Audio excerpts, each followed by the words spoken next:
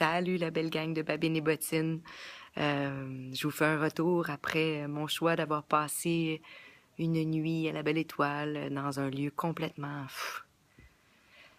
féerique et complètement déconnecté du reste de la société et pourtant connecté comme on le voit très très peu.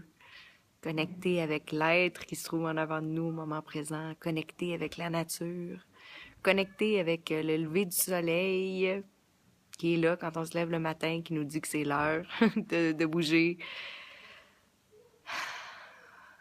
connecté avec sa faim quand elle se présente, puis pas se demander si tu l'heure du souper, si tu l'heure du dîner, non, tu manges quand tu as le goût de manger, je sais pas. Connexion avec la terre, extraordinaire, avec les éléments, ça m'a profondément marqué. Tellement que ça a été difficile pour moi aujourd'hui de reprendre mon téléphone puis de vous faire une vidéo. À la limite, en ce moment, je trouve ça un peu futile d'être en train de faire ça. Mais c'est ma pensée d'aujourd'hui. C'est comme ça que je suis aujourd'hui. Et je continue ma route.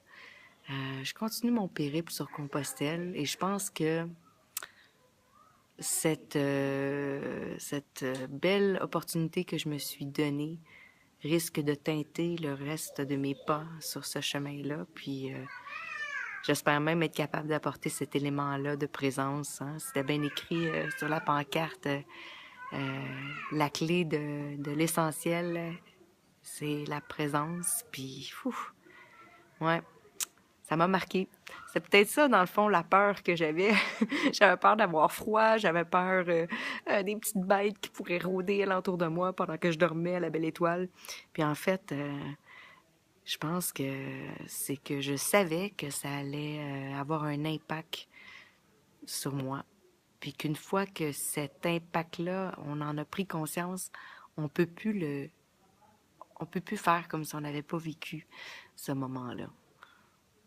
Mm. Voilà. Donc, je vous souhaite une belle fin de journée. Puis, ben, on se rejase, hein? Ciao!